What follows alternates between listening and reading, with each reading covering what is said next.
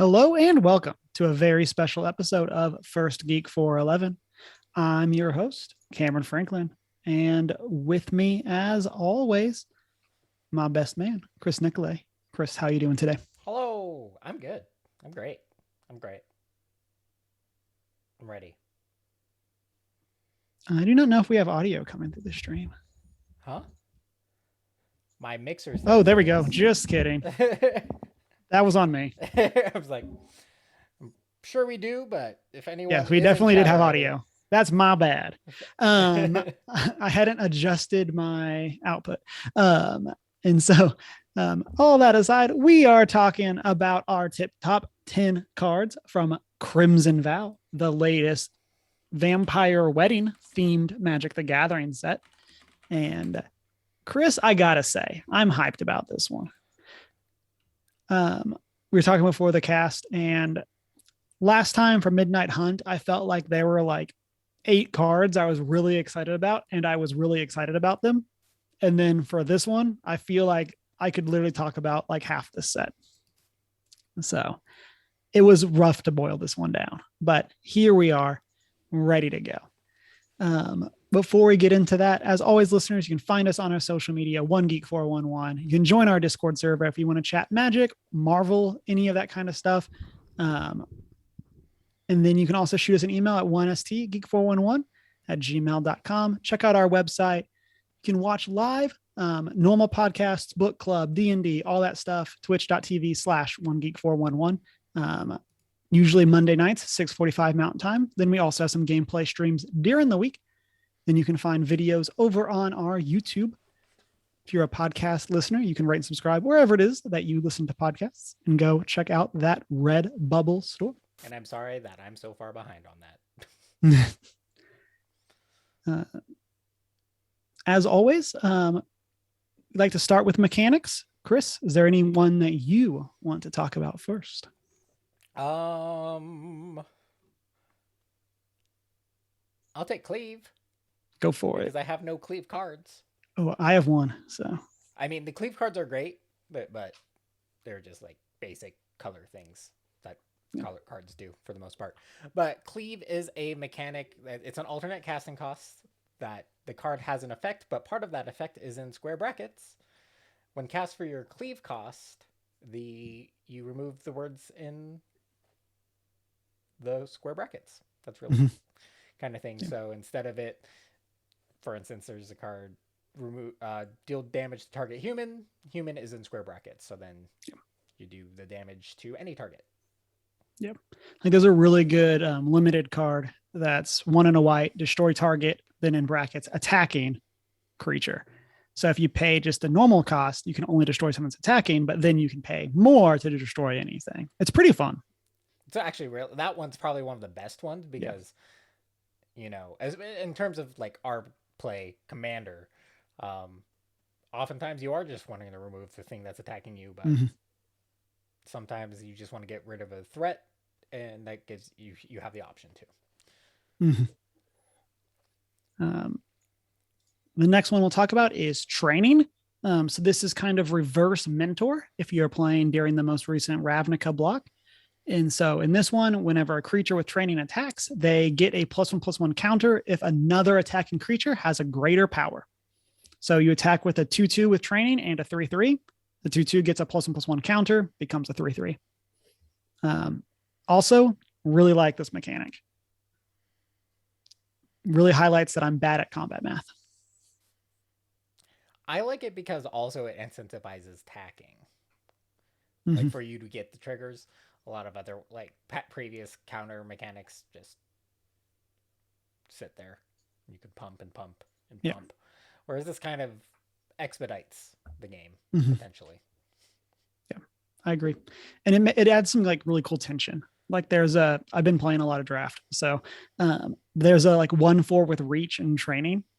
And so like the question is like, do you hold it back on defense because it has 4 toughness, or do you attack with it to try to get that 5th toughness and a 2nd power, like stuff like that. There's some really fun like tension there. Chris, you want to hit the next mechanic? Once I remember what it is, exploit. I'm trying to remember what this one is. Exploit is sacrifice a creature to get the added effect, essentially. Correct. Right? Yeah. Yeah. So yeah, it's just a ETB trigger. Mm-hmm. Yeah.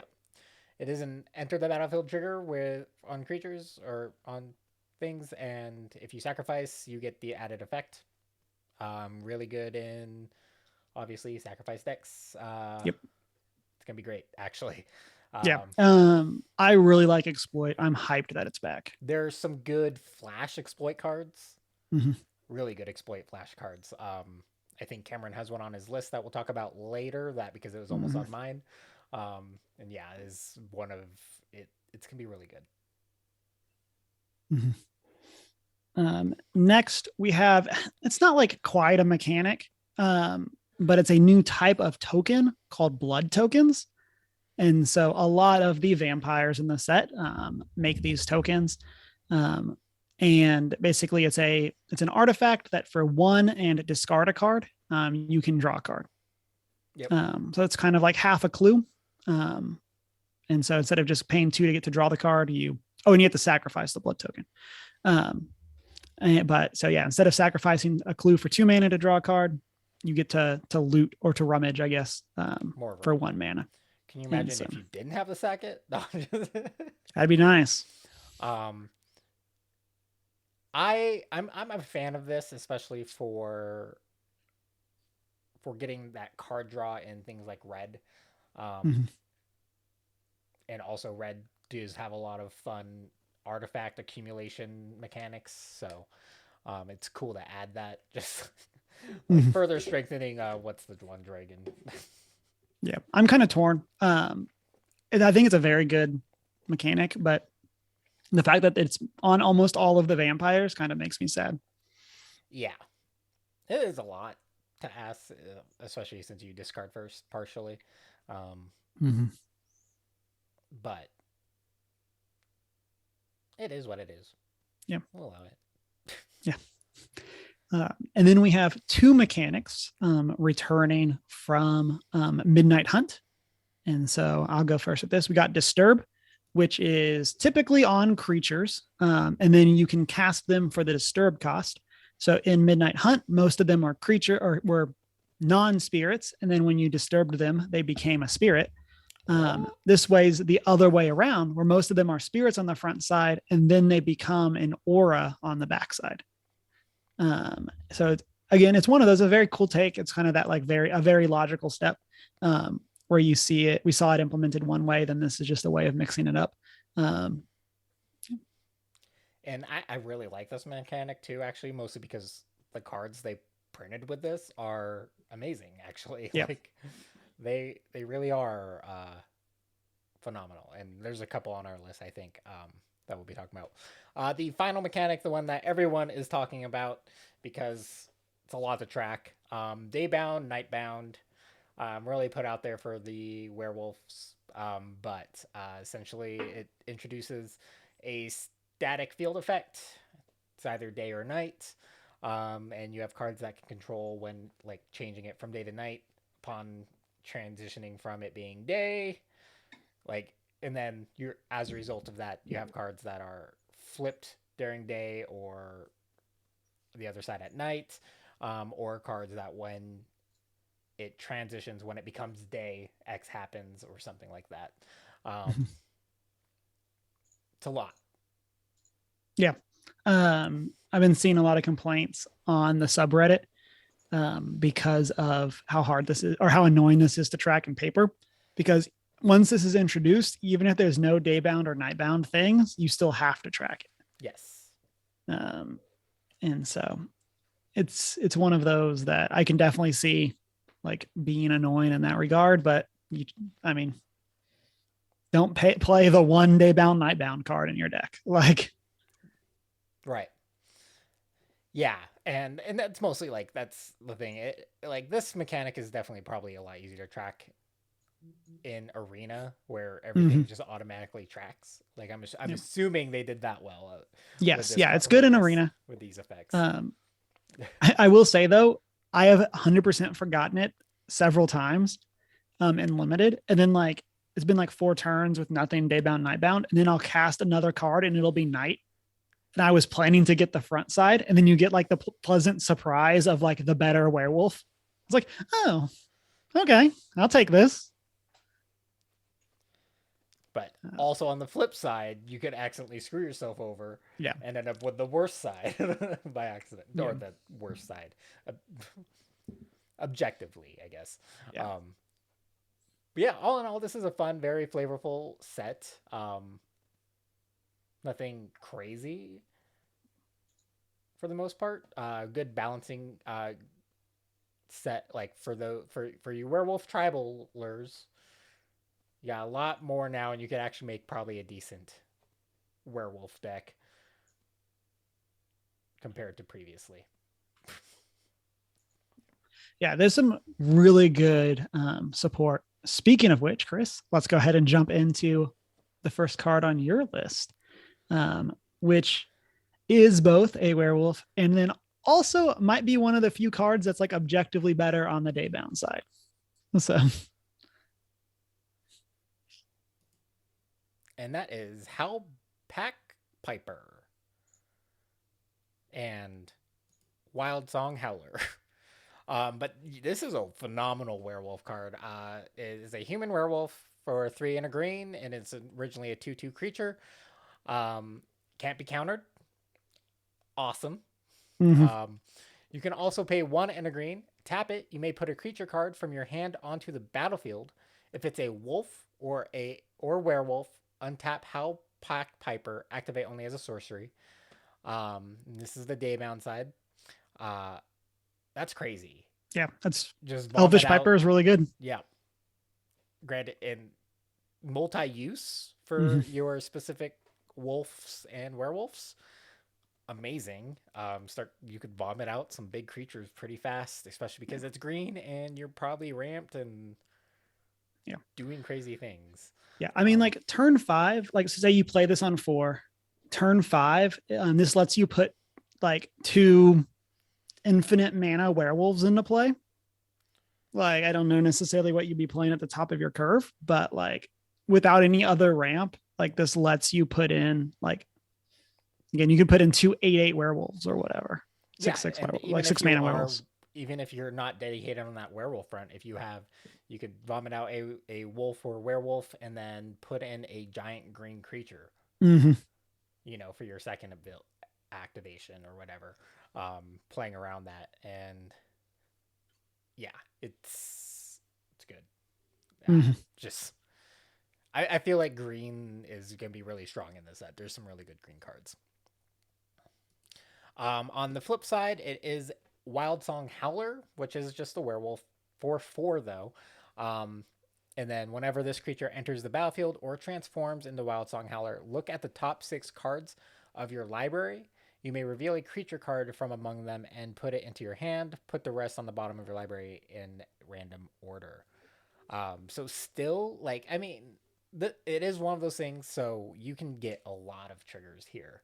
Technically, you can abuse Howpack and get some out, and then flip, and then get something awesome from the top 6.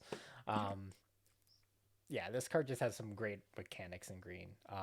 Yeah, but objectively, this is the worst side because it's a 1 trigger, but it is bigger, so it has that.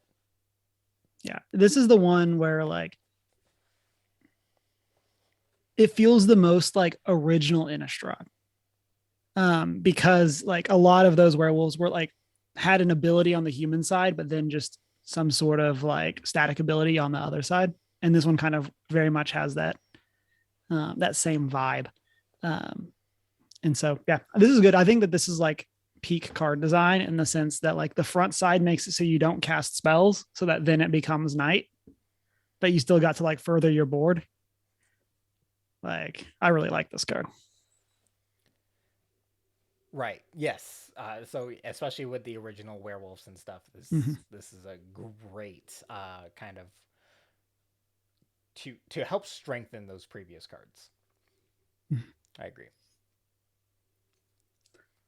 My first card technically a card that you would want to put in, but you might actually play this before, and that is Cemetery Prowler. It's a 1 green wolf. It's a 3/4, has vigilance, and oh man, we got words. When it enters the battlefield or attacks, exile a card from a graveyard. Cool, graveyard hate. And then spells you cast cost 1 less to cast for each card type. Yeah, they share with cards in cards exiled with Cemetery Prowler. So this comes into play. You exile a creature, whatever. Your next turn, you attack, exile another creature, and now your creatures are 2 cheaper to cast. I like this because it's random, almost like not a random effect, but I mean it's a progressive cost reduction for 1. But also in general, green doesn't recur a ton. So it allows you to, when things get removed or whatever, it allows you to gain advantage from that. Oh yeah, and Varoth is keeping us honest in chat. Varoth says, I'm not sure that's how it works. It counts card types, not cards. Yes. So if something, I was definitely wrong. So if you have like something that's an enchantment creature, you could exile a creature, then you could exile an enchantment, and it would be 2 less to cast. It would not get cheaper for each creature you exiled. Thank you for keeping us honest. I misread the card. Yes, good call, Varoth. Oh, yeah. Yeah. So it really encourages like enchantment creatures, artifact creatures, stuff like that. Yes. So good catch. And then as good as that like cost reduction is, like we're on Innistrad, like just the ability to snipe anything out of your opponent's graveyard is typically pretty powerful. Like we've had a year of graveyard sets basically, like, or 6 months of graveyard sets. So, but yeah, so I really like this. It's probably like, this is the type of card that like could be a 2/2 and could not have vigilance and would still be really cool. But the fact that it is a 3/4 and has vigilance is just like gravy on top. With vigilance, that alone makes this a really kind of good card. Also, we should say like it's not just cost reduction necessarily. Like you're reducing the cost of a lot of things potentially. So your sorceries, your whatever, because it reduces. So you exiled a sorcery, and now your sorcery spells cost 1 less. Yep, that's pretty good. Chris, what's your next one? I don't know. What should it be? What does your heart tell you? Let your heart be your guiding key. I don't know what my heart tells me. I'm just going to go down the row. Oh, this is it. Curse of Hospitality. We're back with curses. And I feel like every time they make more curses, it gets a little better. Curse of Hospitality is the red... Are there other? I wasn't really paying attention. There are other curses. Most of them are white. Set, right? Yeah, there's not a cycle. Right? There's not a cycle. They're not a cycle. That's what I thought because I didn't see any others. But Curse of Hospitality, 2 and a red, or a curse enchant player. Creatures attacking enchanted player have trample. Creatures attacking enchanted player have trample. Awesome. Whenever a creature deals combat damage to enchanted player, that player exiles the top card of their library till the end of turn. That creature's controller may play that card, and they may spend mana as though it were any color to cast that spell. Everyone gets red card advantage. Yeah. Except for the enchanted player. Unless they attack themselves, I guess, somehow. But, yeah. This is another one of those good and solid incentive. Yeah. It's another one of those cards that if this had either of those effects, it would be really good. And then the fact that it gives trample, which helps you get through, and then gives you card advantage for hitting them. Yeah. And not just that, it like fixes your mana for the spell that you use it. And also multiple triggers, don't forget. Yeah. because it's whenever a creature. So you swing in with multiple creatures. Each one that gets damaged through, you have the ability to cast a spell from the top of your deck. Mm-hmm. For any combination of color mana. So yeah, for those multicolor players and stuff, like, why wouldn't they attack that person? They're getting that card advantage, and now they don't have to think about how they spend the mana for those cards that were exiled. That's good. I like this curse. Mm-hmm. This might be my favorite curse so far, actually. Yeah, I really like this one. It's very much one of those like, and we're gonna all kill this player now. like although there's a cool tension, because if you've cast their like creatures, you now don't want to kill that player, because then you'll lose the creatures you control of theirs. So it's a very fun, like, political, like, you want to keep me alive, because if you kill me, you'll lose my cool creature that you stole. Wait, what? So like in a multiplayer game, right? When a player leaves the game, all their cards leave as well. Right. So like you attack, like, so say you steal my Cemetery Prowler with this. I then get killed. Sorry. Am I reading so you? So it deals combat damage, exile the top card. Then that creature's controlled may play the card and spend mana as though it's any mana of any color. But you do it to your library. So of their life, yes. So yeah, that's also the thing about curses, though. Like yes, reading the card explains the card. That's twice for me tonight. Is all over the place sometimes. Yeah. So you have to really pay attention, because as the controller of the creature that does damage to the enchanted player, you then exile your card and can play it. Yes. I feel like that's got to be a gatherer.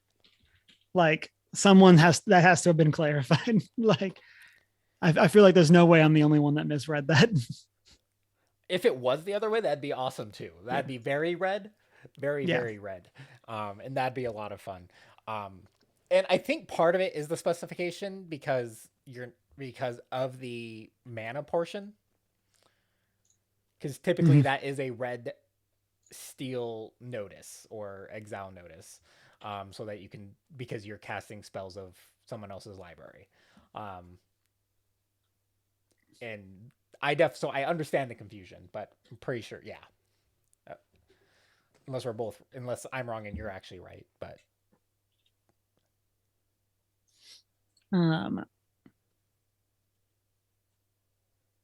Yes. So next for me, I mentioned that the weird thing about blood tokens is that they kind of make vampires in this not synergize well with other vampires. But I wanted to call out one of my favorite vampires that makes blood tokens, and that's Valdarin Bloodcaster. So it's a 1 and a black 2/1 vampire wizard.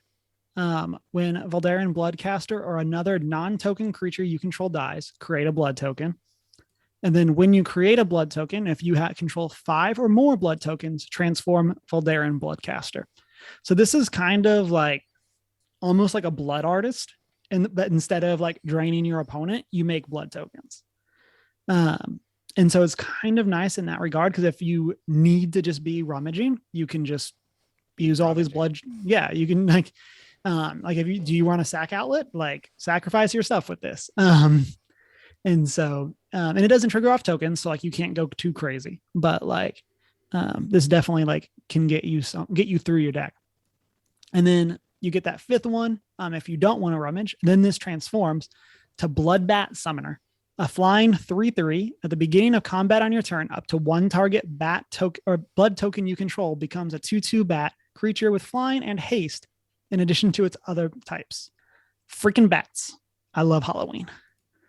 And so my favorite part about this is like the bat is still a blood token, so like you attack in with it, and then they block it, it would die and not kill their creature. Cool. You just sacrifice it to discard a card and draw a card. Like, or vice versa. You hold up the bat on defense, and then they attack into you. You sacrifice the bat, you block, sacrifice the bat, discard a card, draw a card. Like, I just love this value. It makes some like pretty fun board states. I've had it twice in draft so far. And it is a lot of fun. I like it. Also, 3/3 flyer. Yeah. Yeah. Also, like, you know, like it's just I mean, even on the front side, a 2/1 flyer with upside. Yep. For 2 mana. Like, see no problems. Yeah, I see no problem. This art, this is the first one I think we've had of this alternate art. Very cool. I don't think we have any of the other ones.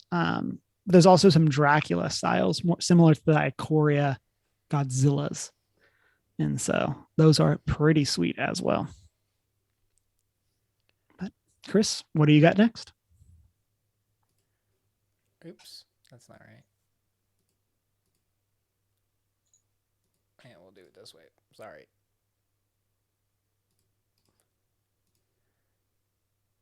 Apparently I closed the wrong ones. My next one is Mirror Hall Mimic. So this is the first card with Disturb that we were talking about. Mirror Hall Mimic is 3 and a blue for a 0/0 spirit, but it is a mimic. You may have Mirror Hall Mimic enter the battlefield as a copy of any creature on the battlefield, except it's a spirit in addition to its other types. Its Disturb cost is 3 and 2 blue. So when you cast it from your graveyard for its Disturb cost, it enters as an enchantment aura. With enchant creature, at the beginning of your upkeep, create a token that's a copy of enchanted creature, except it's a spirit in addition to its other types. That's so good. Mm-hmm. Yeah, this is one that was probably my number 11. Yeah, this card is super sweet. 4 mana to copy any creature is like a respectable rate. Like that's clone. And then the fact that you can get this back for 5 and get a just keep doing this. Too. Yeah. Like you get a copy. So if you target non-legendary, or you can even target a legendary creature on your opponent's side. Mm-hmm. And like if it's an EDB legendary, yep. every upkeep, granted, obviously and also incentivizes if you incentivize the other players to get rid of that because you're getting a big advantage if it's a big creature. But either they're going to have the board wipe because you still maintain, if it's a non-legendary creature, all your tokens that are copies of that creature. This is so good. Yeah, I really like this card. Can you imagine getting a new Craterhoof every turn? I literally can't imagine that, Chris. Yes. Like, seems good. Upkeep Craterhoof. Yeah. I mean, I don't know why you would need multiple Craterhoofs, but it feels like you should have won. The ETB trigger every turn. I mean, if the game's still going, I feel like, sidebar. I was playing Historic Brawl on Arena, and I managed to go Indra's Forerunners into Craterhoof Behemoth. Nice. Or you could target something like the Gear Hulks. Yeah, really good with Gear Hulks. Really good triggers. So good.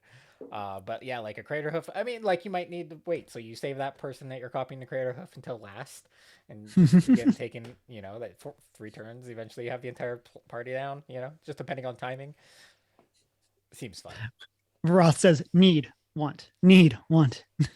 Yeah, this card is definitely one of my favorite cards in the set, just because it definitely adds some a cool element of politics. Too in trying to maintain, or like you might even seek to protect a creature that you have copied because you want the upkeep. I mean, I feel like that would be like one of my favorite plays ever with this. Is like you have this on a really cool creature your opponent controls, and then someone goes to like remove that creature, and then you like counterspell their removal spell to save your opponent's creature. Right. Like that just seems like exactly what I want out of a game of Commander. Sames. Or you start doing crazy like group hug things, like you copy Humble Defector or something. Even that, like we're just going crazy. Yeah. It's like everyone has Humble Defectors now. Oh, I love it so much. My next card is a card that I immediately sent to a friend of mine when it was spoiled, and that's Hallowed Haunting. It's an enchantment for 2 white. And he has a it's whatever the green-white enchantment. When an enchantment enters, you like scry or you draw a card and gain a life, something like that. I forget the name of the commander. But this says as long as you control 7 or more enchantments, creatures you control have flying and vigilance.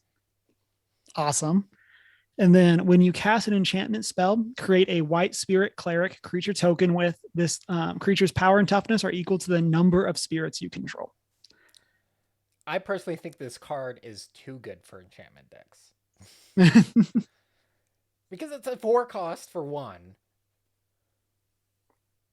And now they're just getting crazy. Like, because so many like enchantment decks are obviously built on token generation too. Mm-hmm. Kind of just like screw actual creature cards in this deck because I'm gonna get my creatures by tokens through token generation because of my enchantments. This is gross. I love it, but I hate it, and I'm gonna hate Sithis Harvest's Hand is the commander I was thinking of. When you cast an enchantment spell, gain 1 life and draw a card. So, yeah, I like it. Yeah, it's so good. And to your point, it very much is just like, why have creatures when you could just have enchantments, and those enchantments could get you creatures. Right. And now those creatures that you had from your enchantments are now flying and vigilant. Right. Yeah, you're like 6 spirits are now like you're like your 6/6 spirits are now flying vigilant spirits. Thanks. Yes. Yeah. 10 out of 10. This is a wonderful card for those decks, and definitely need to up my enchantment removal game because I'm seeing a lot more enchantment kind of decks in my meta, and it scares me. Yeah. Yeah, it's the type of thing where it's like you said in your meta, and it's kind of that thing of like, as metas develop, like stereotypically enchantments are like the safest kind of permanents, and then because of that like there's a lot of really good enchantments, but then now people are going to need to start packing more enchantment removal, which will then make other types of permanents better, probably like artifacts or something. But like there's definitely some really cool stuff going on. And there's like a sub theme in the set between like spirits and enchantments. So there's a lot to look at there. If a lot of that because of the disturb mechanic, but yeah, it's pretty sweet. So good. Okay. Since we are on white, let's go with my next one. Faithbound Judge. Also, mythics in the set are really strong, actually. Yeah. This was my number 12. That's why I liked our set, because I was like, okay, Cameron's got some of mine, and we can cover our bases here. Faithbound Judge, 1 and 2 white for a 4/4, so 3 cost 4/4. He's Defender, Flying, and Vigilant. Why does a Defender need Vigilance? We'll talk about that later. Yeah. 3 paragraphs later, we'll find out. Yep. At the beginning of your upkeep, if Faithbound Judge has 2 or fewer judgment counters on it, put a judgment counter on it. As long as Faithbound Judge has 3 or more judgment counters on it, it can attack as though it didn't have Defender. Okay. Also, you can pair this in decks that obviously allow defenders to attack. Because that's great in your arcades. It's great. Although, I mean, the one-sided board wipes might cause you to get rid of Faithbound Judge because you have power on the field. What is this power thing? I don't need that in arcades. But it is also a disturb card for 5 and 2 white. And it turns into Sinner's Judgment, which is a curse. I didn't realize I had 2 curses. Yeah. No. Yeah. So there's a lot of white curses in this set. I like this because this is a disturb curse.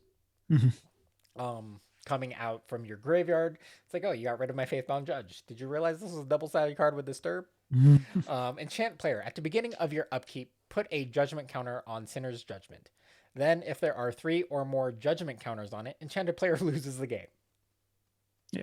It's a cooled timer alt lose condition.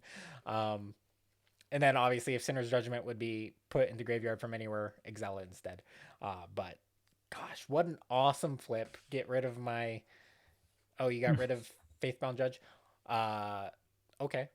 I'm going to boop you. You got 3 turns to you got to get rid of it. Yep. So either you let me keep my 4/4 defender that can now attack that's flying and vigilant, or you can put yourself on a timer. Yeah. Varas says that feels like a bomb in limited. I was watching Jim Davis stream and he opened this in his and like basically won the game off of this card. Like it was one where his opponent, like he probably was going to win in several turns, but because Faithbound Judge was at 2 counters, his opponent like couldn't win that turn and had to concede. Like, dang. It's such a sweet card if you can get it going. Yeah, I really like this. This card which is why it's on my list. This was one of the first white ones I saw, and I was like, wait, what? Okay, it's like, wait, I gotta see the other side. Okay, and that other side, Sinner's Judgment, is just, oops. Yeah. I almost texted this card to you. It was one of the ones like, he saw it. Like it was like, it says you all over it. Let's also just throw out Atraxa. Oh yeah. Are we proliferating this? Like this kind of hardcore proliferating this. Yeah. This kind of gets into my problem with Atraxa is that there's like 8 Atraxa decks that I want to build. And so, and then this is in the like every kind of counter Atraxa deck. Yes. What's so cool about this is a single turn flipped Sinner's Judgment in a good proliferate Atraxa, because you get it next upkeep, you have 3. Yeah. If you have 2 proliferate triggers on your turn when this comes out. Yeah. It's like, boom, they're dead. Next. Yep. I like that. I like it. My next card is a cleave card, and that is Dig Up. For a single green mana. It's a sorcery. It says search your library for a, in brackets, basic land, and in brackets, reveal it, put it into your hand, then shuffle. Then for cleave, for 1 black, green, you get to basically search for any card and put it in your hand.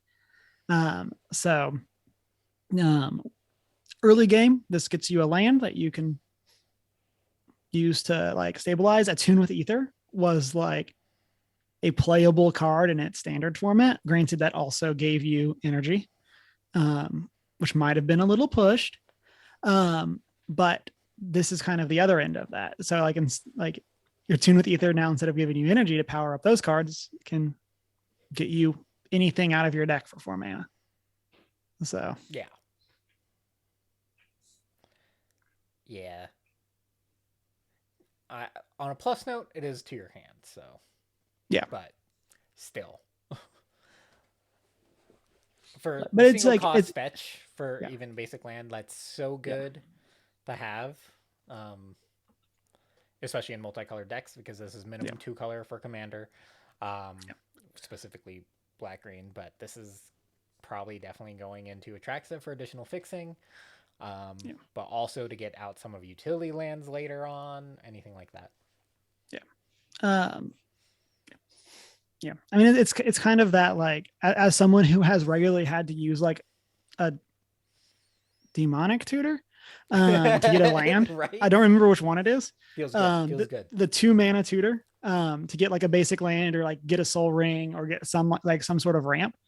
Like, sometimes you just need that land, and 1 mana is what like gets you there. Like, it's like I kept a 3-lander and I haven't drawn any, but I did also keep a tutor, and it feels bad to use the tutor for this, but we're going for it.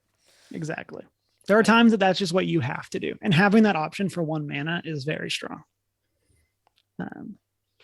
It's that card that, like, I think there's gonna be very few games where doing that is like what you're gonna say as this won me the game. But if that keeps you in the game, like, you gotta do what you gotta do. Exactly. It's like I don't know what this is gonna tutor me later, so right now this is gonna keep me moving forward and let me actually do stuff with my current hand at least. It's nice. It's a good card. Good rare ramp or card advantage more so. But speaking of lands, My next card's Cultivator Colossus. Because who doesn't love big green things? This costs 4 and 3 green, so 7 cost. Plant Beast with Trample. Its power and toughness are equal to the number of lands you control.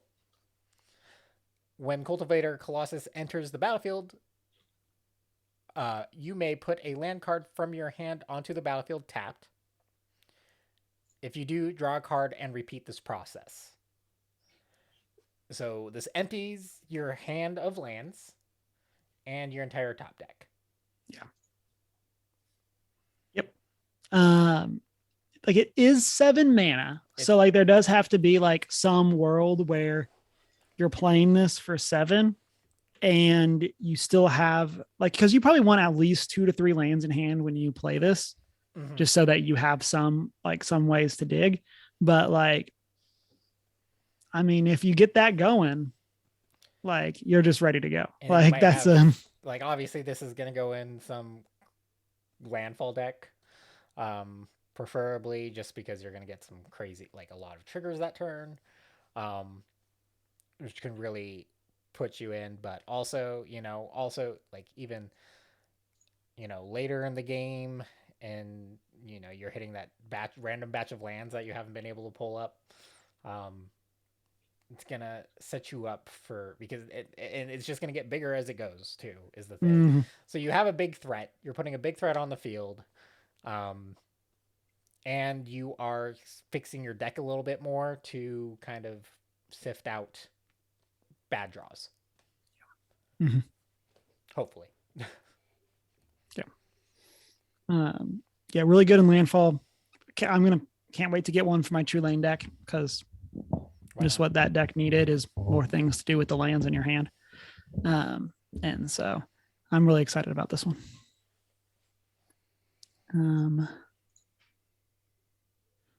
My next one, I guess, as we are nearing our halfway point, is I think our first card with exploit, and that is Overcharged Amalgam. This card is a 2 blue flash flying exploit zombie horror that is a 3/3, and then when it exploits a creature, counter target spell, activated ability, or triggered ability. So you can sack a token, do whatever, you get left with a 3/3 flyer for 4, and you got to counter their spell, or you just cast this. It's a 4 mana counter spell. You sacrifice it. You do what you got to do. Yeah. Well, you have to exploit. You have the sack. Right. But yeah, that's what I'm saying. It's like worst case scenario, it's a 4 mana counter spell, and you sacrifice itself because I love that it also counters abilities. That makes this so good just in general. Yeah.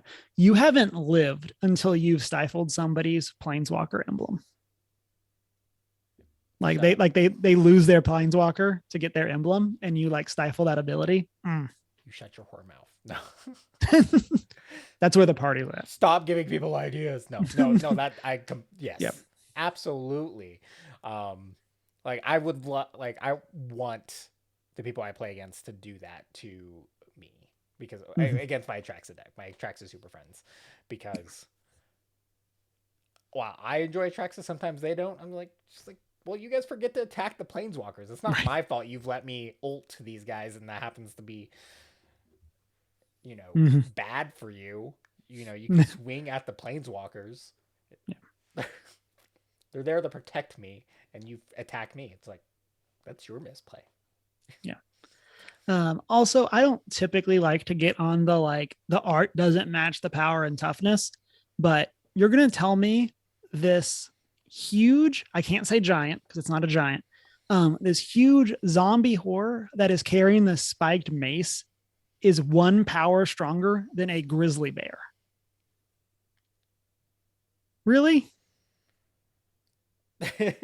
Like, again, I don't typically like to do that because the points are made up and nothing matters. But I mean, don't forget squirrels. If you have enough squirrels, you can take. Well, you can take out Emrakul. So I mean, I don't think that follows the actual lore, right? You know, if that is how Emrakul got taken out in the Okay. lore, that would be phenomenal with by Yeah. scrolls. Yeah. This feels like a card that had different art, and then this art came in and was really cool. It's just good And art. then they're like, you know what we're gonna do? We're gonna put this on our really cool exploit creature. So it feels like the art here got changed. I'm not mad. I'm just confused. I get it. So good though.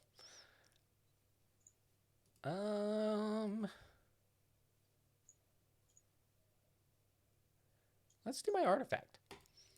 My next card is Foreboding Statue. It is a flip card though. Cost 3 costs. It is a 1/2 construct. With tap, add 1 mana of any color and put an omen counter on Foreboding Statue. At the beginning of your end step, if there are 3 or more omen counters on Foreboding Statue, untap it and transform it. And it transforms into the Forsaken Thresher, which is now a 5/5 construct, and at the beginning of your pre-combat main phase, add 1 mana of any color. This is an uncommon, just fun fixer creature thing that becomes a semi-big threat after a few turns. This is such a great card to get out early. Turn 2 after you played Soul Ring or something. It seems fun. Yeah. I really like this one. I wish on the front side wasn't a creature. I kind of do too, actually. Yeah, I really think it would be like, I don't know, maybe that's too strong or whatever. But I really wish the front side was just a mana rock, and then this thing is what bursts out. But I feel like flavorfully that makes a lot more sense. Yeah, because it's like it's like, yeah, it's like in the mud. It's like, oh, that looks kind of intimidating, but it's buried. And then you go touch it, and then it's actually cursed, and it becomes this. Yeah, exactly. But yeah, I like this a lot. I've played against this a couple times in draft.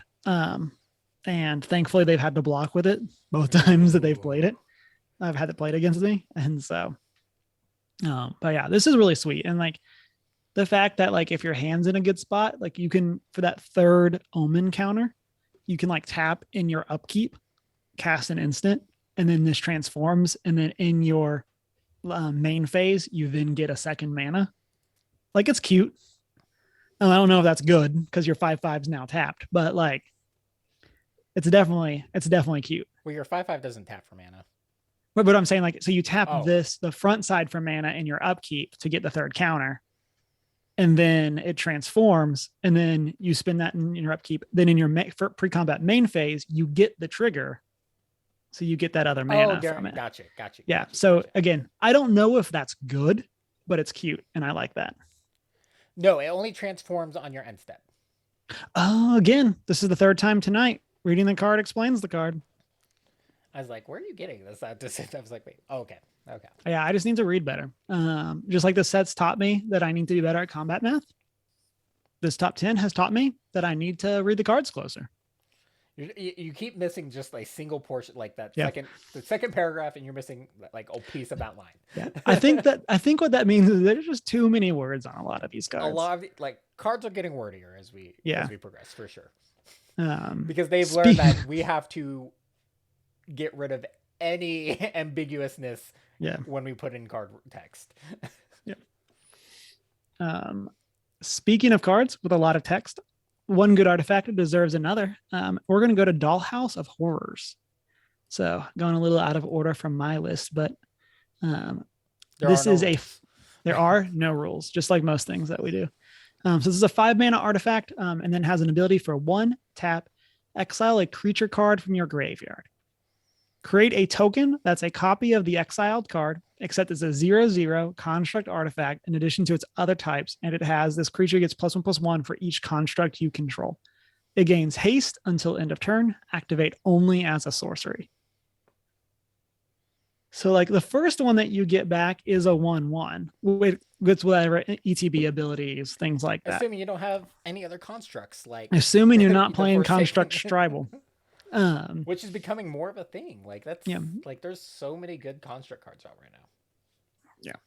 Yeah. Like I think literally your last one. Yep, he's a I think construct. it was a Yep, it is. construct.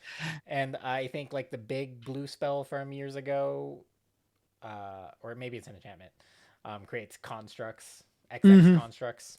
Yeah, metallurgic summoning. Yep, Um, that's it. yep. And so like, yeah, so this definitely is like every turn, like you get a 1/1, then 2/2/2s, then 3/3/3s, and this ramps up in a pretty nice way. Obviously really good with like if you're playing this with cards that can untap it, since it's only 1 mana. It's like you combine this with like your Pester Mites or your I forget the other thing that was in the Splinter Twin combo. But you combine this with anything that can untap a permanent, and then like if you can activate this 2 to 3 times in a turn, like even if like you're just getting to untap it with your ETB. If you could turn it into a creature and have intruder alarm. Oh my gosh. Chris, I love where your head's at right now. Yeah. Can you imagine if you could turn it into a construct? Could you turn it into a construct? Again, yes, I agree. I like all of these things. Yeah. This is the type of card that like is pure jank. And I can't wait for someone to kill me with this card. Oh yeah. It's like, oh, by the way, now I have all these constructs. Yeah. And yeah. Yeah, because he just pumped. It's so good. Okay.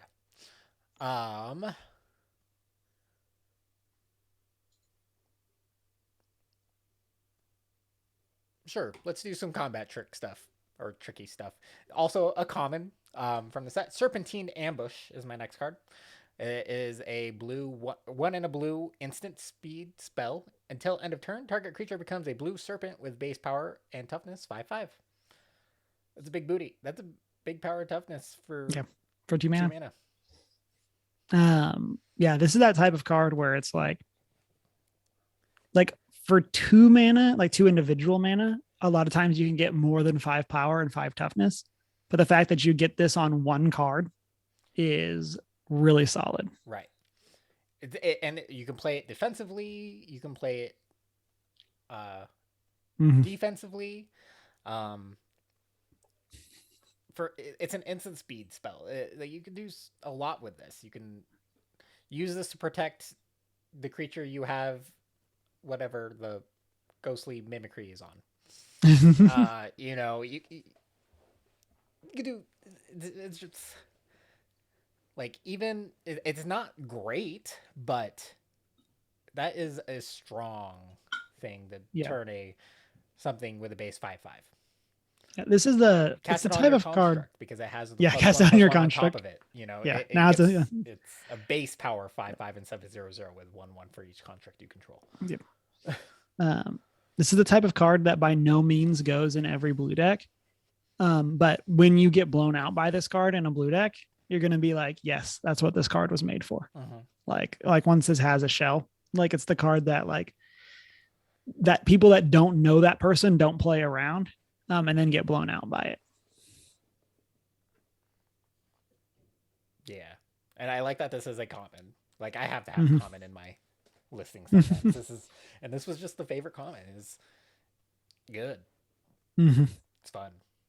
Put it on, you cast this on the pummeler and then double it. Oh yeah, now we're thinking.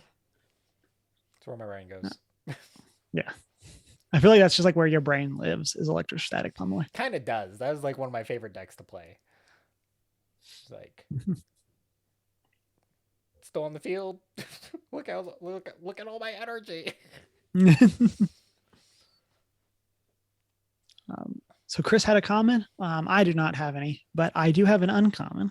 And so we're going to go to Bloodsworn Squire, which is at 3 and a black for a vampire soldier 3/3. So a little below on rate. But it has 1 and a black, discard a card. Bloodsworn Squire becomes indestructible or gains indestructible until end of turn. Tap it. Then if there are 4 or more creature cards in your graveyard, transform it. So this is on its front level, like 2 mana to discard a card isn't great. But oh, okay. But definitely something that you can do.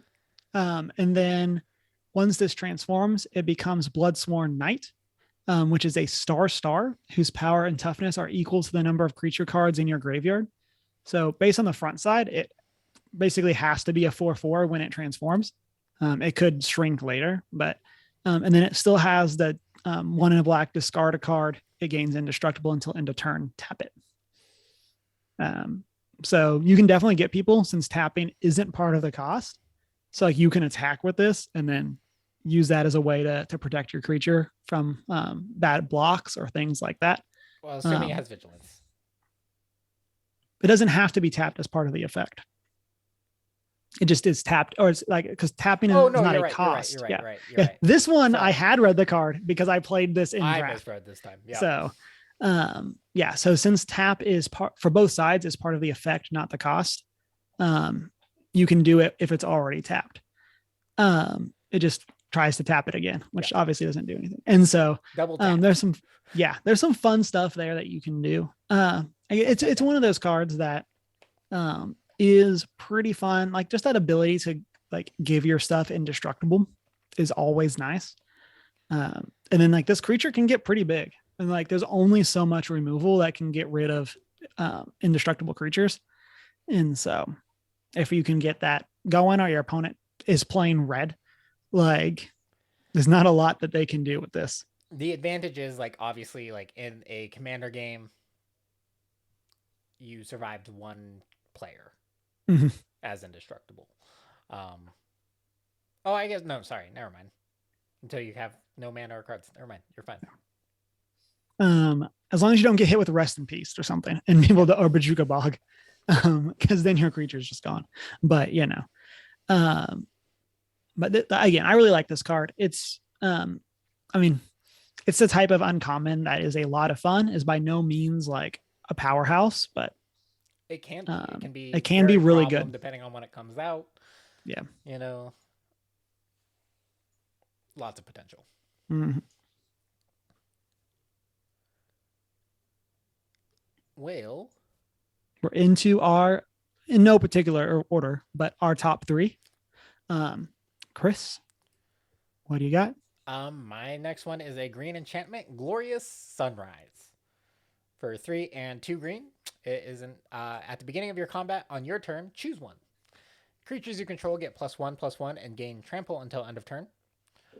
Target land gains tap, add 3 green until end of turn. Draw a card if you control a creature with power 3 or greater, or gain 3 life. Mm-hmm. This is a great, just like, get what you need. Yeah.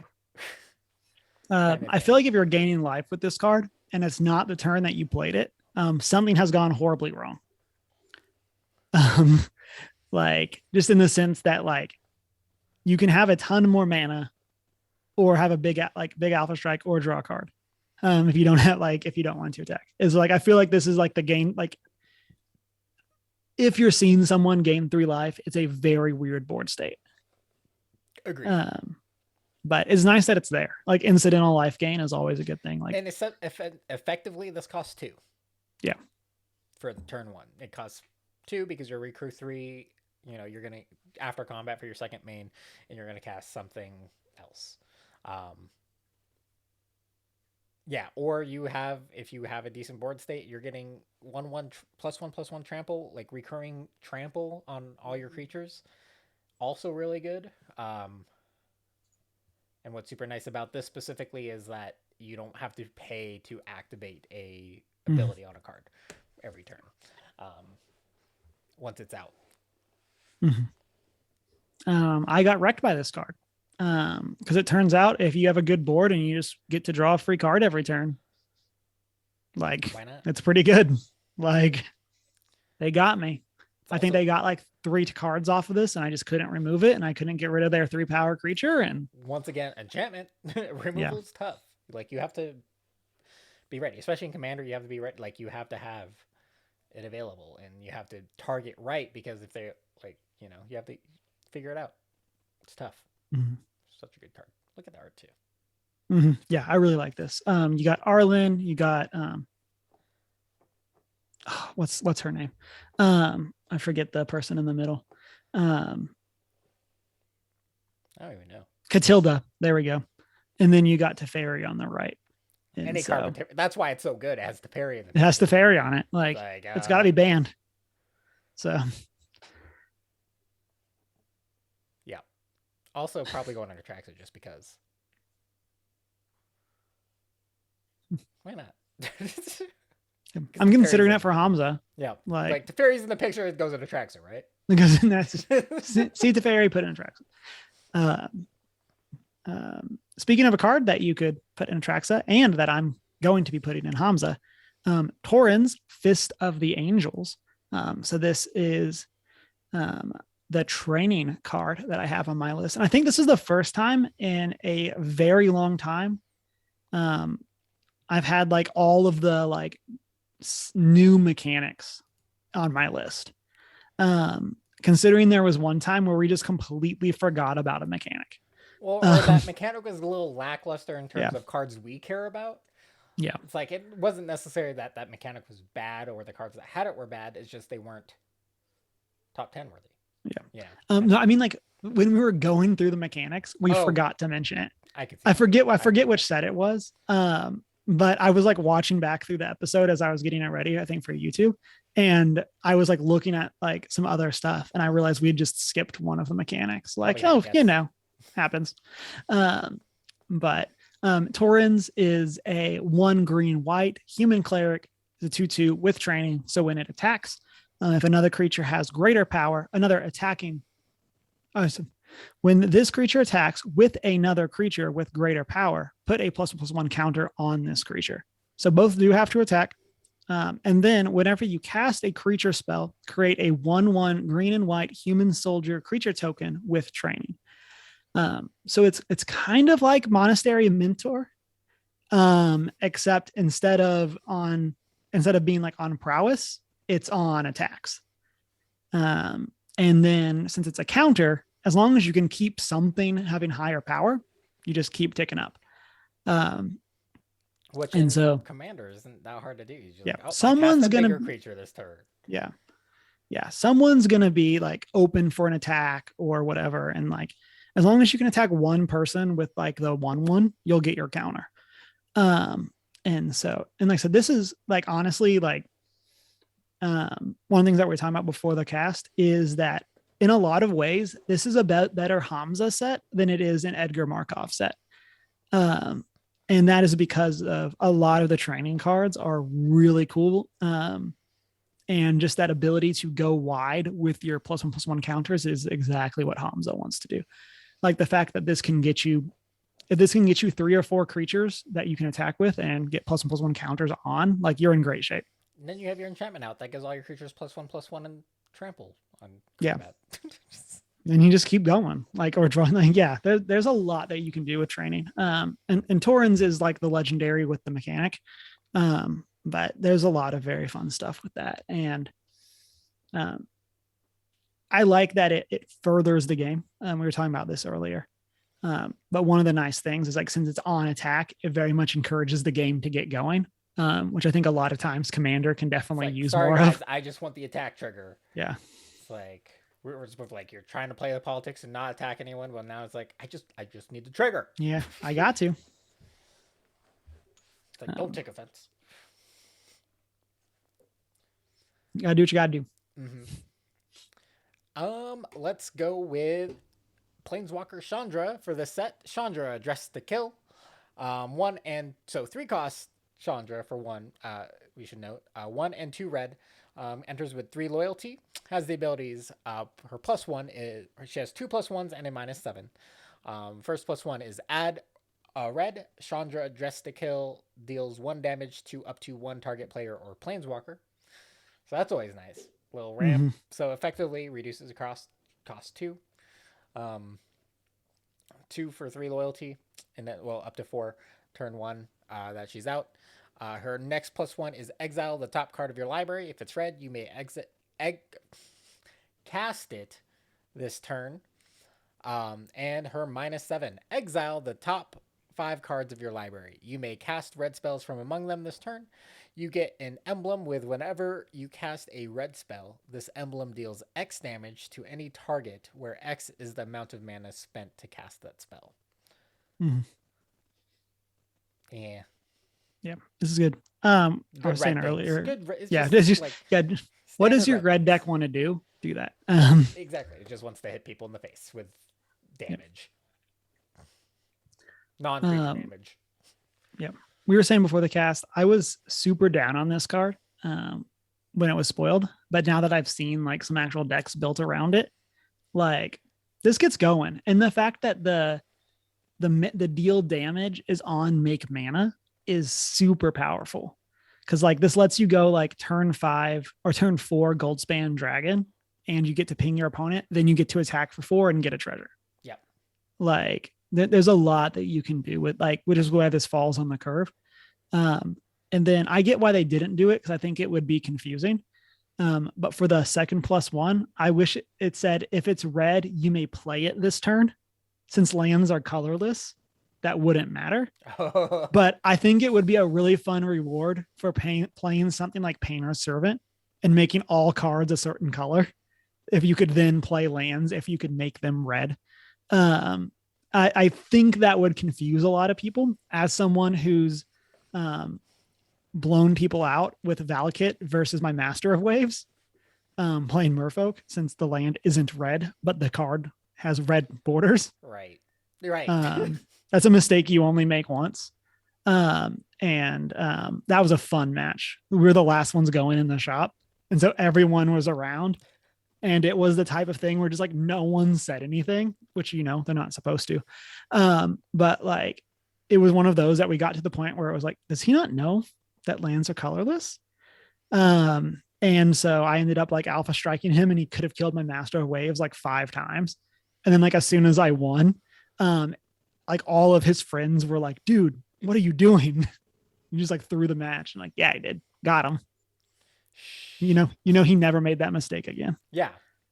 It's like, oh, I completely forgot. It's just one of the things like you don't always think about. But I think really, yeah, like Chandra, like I can understand initially looking at it, a little lackluster for the most part. Kind of hard to get up to emblem, but it's a 3-cost commander. And when you look at it that way, even just a few triggers of the add and ping, creature or planeswalker, which is also important to have. Like we do need a lot more planeswalker answers. The fact that this can like indefinitely keep certain planeswalkers from ultimating is very nice. While ramping. Like you can, while ramping you. Like that's definitely something that like hopefully won't happen too much, because if you're ramping into big red things, like you shouldn't have an issue with their planeswalkers. But the fact that it lets you race while keeping their planeswalkers off of ultimate, or keeps them all like off of their minus destroy your creature, like there's definitely some good stuff there. Yep. Chandra's one of my favorites. She does very Chandra things. Yeah, just stuff. And I love this art that you grabbed for this one. She's dressed to kill. Like it. Yeah. It's very the other one looks fine. It's yeah. I think the other one is like my least favorite Chandra art. I don't think it looks that cool. The dress looks cool, but her face looks weird. Let's pull it up real quick. I feel like the style is just a little strange. Yeah, I think they want more for the dynamic aesthetic with her flames coming outside of the border and everything, which I get, but yeah, I definitely prefer just this straightforward kind of all eyes on her for this very extravagant dress versus this dynamic kind of battle pose for her title in this one. Definitely agree. For my second to last card, or actually, well, I guess for both of mine, we're looking at some legendary vampires. Although I guess technically my first one is only half legendary vampire. And that is Runo Stromkirk. And so there's a cycle of legendary vampires in this set that are the like house or like bloodline founders, which is pretty cool. Just for us to get to see from a lore perspective. So Runo is a 3 mana 4/1 vampire cleric with flying. Even though the card doesn't look like it's flying, this is going to be a theme. When it enters the battlefield, you may put one target creature card from your graveyard on top of your library. Then at the beginning of your upkeep, look at the top card of your library. You may reveal that card. If a creature card with mana value 6 or greater is revealed this way, you may transform Runo Stromkirk. So, I mean, it's fine as a front side. I don't think this is anything to write home about. But the backside, is kind of amazing. It's And phenomenal. yeah, and that's Crothus, Lord of the Deep. Oh, and thank you for grabbing the black and white art, Yeah. Chris. I had to go find it because it's like these. I just love this aesthetic. Yeah. So this is a 3/5 again, somehow flying, Kraken horror. That when Crothus attacks, create a tapped and attacking token that's a copy of another target attacking creature. If that creature is a Kraken, Leviathan, Octopus, or Serpent, create 2 of those tokens instead. So obviously, like the dream here is that it's like a 6 mana, like Kraken or Kraken, Leviathan, Octopus, or Serpent with a really cool ETB. That's like obviously the dream. But either way, those creature types are typically big blue right. creatures that are just fun to have. Right. And now you have 3 of them. Right. And like now you have 3 of them. And so, and then even besides that, like, I mean, I'm the Enter the Battlefield guy of like, that's like my favorite like phrase in Magic is when blank enters the battlefield. And so just like using this with stuff that's not those card types, just to get like, I don't know, a gray Merchant of Asphodel, or like any other like rune scarred demon. There's just like there's a lot of stuff that you can do with this card that like without going too deep into that like sub theme, and just have some really good cards that get you a lot of value. Like, wait, what? Yeah. This is on my list to build for Arena for Historic Brawl. And this is like the Lovecraft creature portion of the set is the Kraken horror set portion. So this is like Cthulhu. Yep. That's why he flies. Yeah, that's why it flies. Because because as Cthulhu is known to do. And so so I really like this. This is that that card that is very bad on its front face, but if you can flip it the turn it comes down, or the turn after it comes down, I guess technically, like you can get some really good stuff going, and I like that.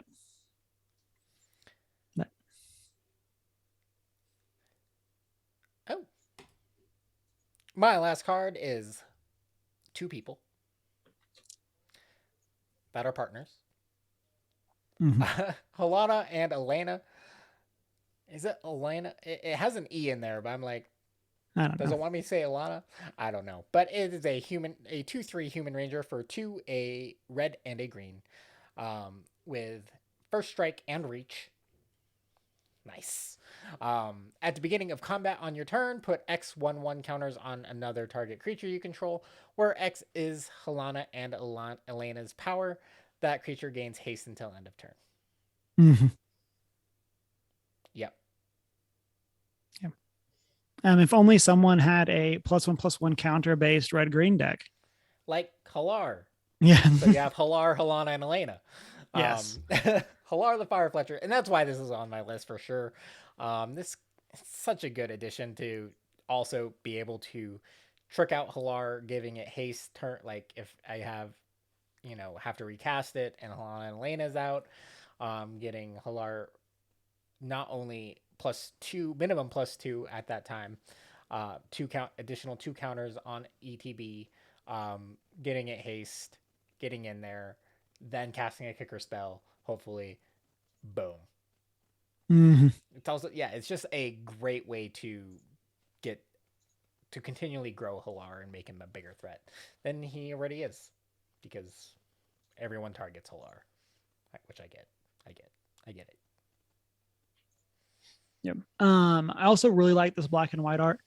Not a huge fan of the normal art for this card. It's kind of in that same boat as Chandra, where I feel like the normal art is vastly inferior to the alternate art. And then I like that we have another card for the couples deck of like you have Anax and Saimid, you have mom and dad, like Chandra's parents. Now you have Helena and Alana. You have Gissa and Giraffe. And so like I like that slowly we're gonna get to the Vorthos couples cards. And then yeah. From an effect, flying our first strike and reach is nice. Like First I feel like we skipped over that, but like those are good abilities. First strike is already a pain. And now you have, especially in this color set, I technically have dragons, I guess, but definitely something that Halar struggles to deal with are flyers. So having a good creature that can come out first strike and reach it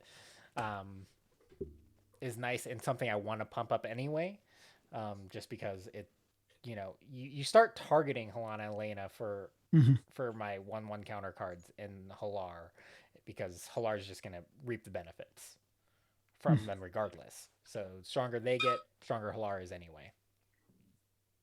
Yeah. And then also like I think Helena and Elena were introduced in card form in Commander Legends, yeah, because they have partner. And so then I like that very quickly we got to see them back again. Also great representation, like since they are partners and not just having the mechanic partner. And so since they're a couple, and so yeah. And so there's a lot of, again, glad to have more representation in the game. And so I feel like D&D characters based on these two would be a lot of fun. Yeah, I feel like this is very much the to use the Critical Role, this is Vax and Vex of like you have your rogue and your ranger. And so that's kind of your like a pretty fun archetype that you could do if you're like coming into a game and it's like the establish a relationship like with some other, like somebody else, like how are your characters connected? And so I really like that as well. So our last card saved the Bride for last. And so mine's Olivia Crimson Bride, our third Olivia card. She's 4 black red for a legendary creature, Vampire Noble. She's a 3/4, which is not the best rate for 6 mana, but she has flying and haste. And then when she attacks, return target creature card from your graveyard to the battlefield tapped and attacking. It gains yes, tapped and attack. It gains when you don't control a legendary vampire, exile this creature. So the play here, of course, is to exile or to like recur a legendary vampire. So then you never have to worry about it going away unless they like board wipe. But yeah, so this is very nice. Like I think that the problem that I have with Olivia is, again, like a lot of the set, there are cool vampires that aren't like, this is a vampire card. And so I feel like this kind of falls in that mold where this is very much like a reanimator deck. Not necessarily like a stereotypical like tribal deck, which is both good and bad. Like obviously to each their own. There are people that will love it because this doesn't scream play me with vampires. And then there are people like me that like vampires and this will make them sad. And so even though this is obviously still good in that deck. Yeah. Like being able to just recur your stuff after a board wipe is nice. And the fact that this is like, this gets it back, like gets this and something else back the turn that you play it is very nice. Yeah. I actually think this might be my favorite Olivia card so far. Yep. Also looks awesome. And I got to look it up now. I'm curious if I think it is mine as well. It's like, what are the other Olivia cards? There is Olivia Veldarin, which is the original, which is the 4 mana 3/3. It can ping to deal damage to a creature. That creature becomes a vampire, and then it gets Olivia gets a counter, and then you can gain control of vampires. And then there's Olivia Mobilized for War, where when another creature enters the battlefield, you can discard a card to give that creature a +1/+1 counter and haste. Yeah. So, But yes, I will agree that Pearl Crimson Bride is my favorite of the ones so far.